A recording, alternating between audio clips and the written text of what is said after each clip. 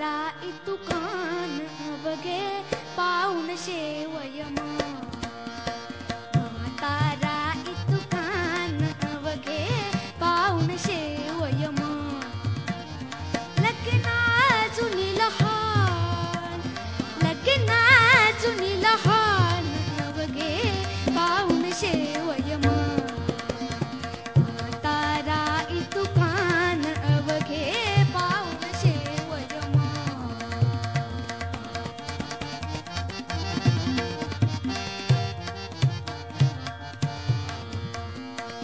दंताजीचे ठाणे उठले दंताजीचे ठाणे उठले फुटले दोन्ही कान फुटले दोन्ही कान फुटले दोन्ही कान डोळे रुसले काही न बघती डोळे रुसले काही न बघती नन्ना म्हणते मान नन्ना म्हणते मान अवघे पाऊण शेवयमा तारा इतुकान अवघे पाऊण शेवयमा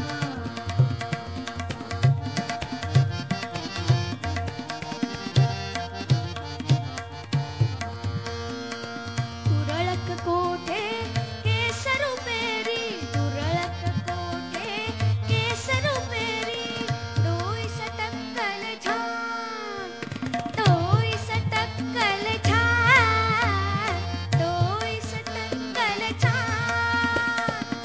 भारवयाचा वाहुनी वाहुनी भारवयाचा वाहुनी वाहुनी भारवयाचा वाहुनी वाहुनी कंबर होय कमान कंबर होय कमान पाऊण शेवयमा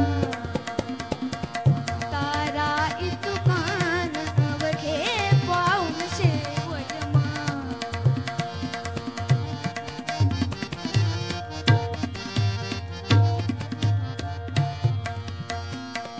काठी वाचुनी नेटन पाया काठी वाचुनी नेटन पाया परी मोठे अवसान परी मोठे अवसान परी मोठे अवसान उसनी घेऊनी ऐट चालता उसनी घेऊनी ऐट चालता काय दिसे ते ध्यान काय दिसे ते ध्यान अवघे पाऊण शेवयमा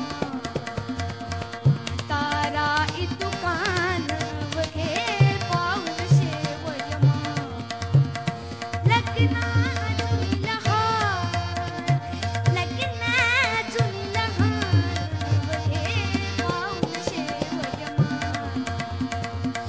तारा इतुकान अवघे पाऊण शेवयमा अवघे पाऊण शेवयमा अवघे पाऊण शेवयमा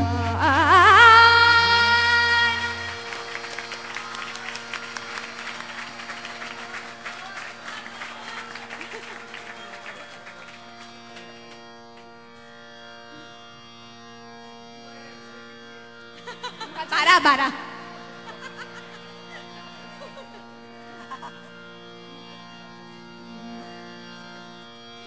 दंताजीचे ठाणे उठले दंताजीचे ठाणे उठले फुटले दोन्ही कान फुटले दोन्ही कान फुटले दोन्ही कान डोळे रुसले काही न बघती डोळे रुसले काही न बघती नन्ना म्हणते मान नन्ना म्हणते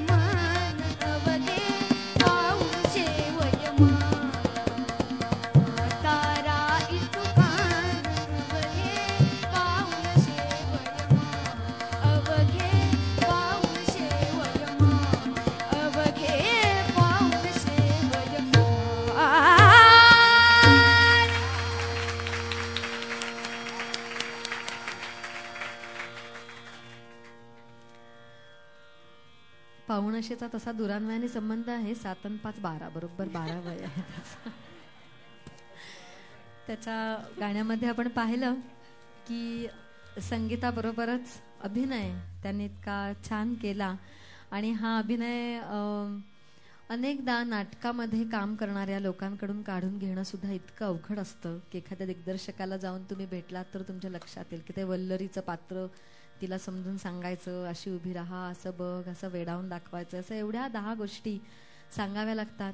पण लहान वयामध्ये किती छान सहजता असते. आणि म्हणून आपण म्हणतो की मोठं झाल्यावर ही सहजता परत आपल्याला मिळवता नाही येत. एक वेळ मोठं होता होता अनेक कौशल्य आपण शिकू शकतो, पण जे लहान वयाबरोबर आपल्यामध्ये सहज, आता देखणे सर समोर येत, मी फार नाही बोलत, पण जन्मासह जी आपल्यामध्ये येते ती सहज, इतका त्याची सुंदर या शब्दाची जी उत्पत्ती आहे ती फार छान आहे की सहज, म्हणजे जे आपल्यामध्ये आहे जन्मासह तर ते आलेलं असतं.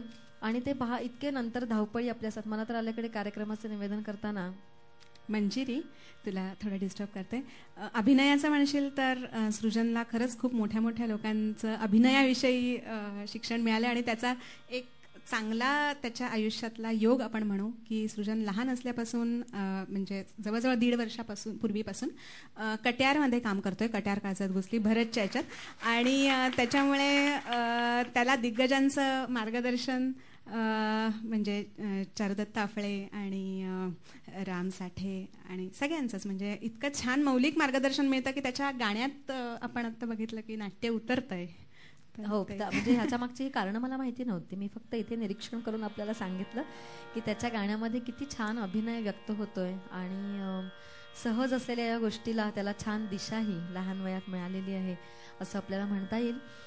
या गाण्याची एक गंमत अशी आहे की जसं गाण्यामध्ये एवढं अभिनय होतं तसं तुम्ही पाहिलं असेल तर वादनामध्येही नाट्य होतं, जे आपल्या दोन्ही वादकांनी आता इथे व्यक्त केलं.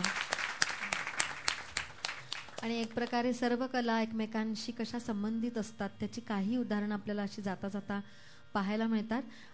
मी जिथे थांबले होते तो मुद्दा असा होता की मला अलीकडे कार्यक्रमाचं निवेदन करताना एक छान असं वाटतं की लोक अशी निवांत बसून काहीतरी ऐकता आहेत. ही संधी देखील आता दुर्मिळ झाली आपल्याला माहिती आहे, कारण आपल्या दिवसाचं चक्र आता सकाळी 9 ते 5 असं नसतं. सकाळी उठल्यापासून ऑफिसमधलं काम संपेपर्यंत असं जे नवीन चक्र आपल्याकडे आलेलं आहे त्यामधून हाच आनंद मला खूप वाटतो की काहीतरी सगळेजण बसून छान ऐकतायत, अनुभवतायत. आणि जसं तुम्ही आत्ताही या गाण्याचा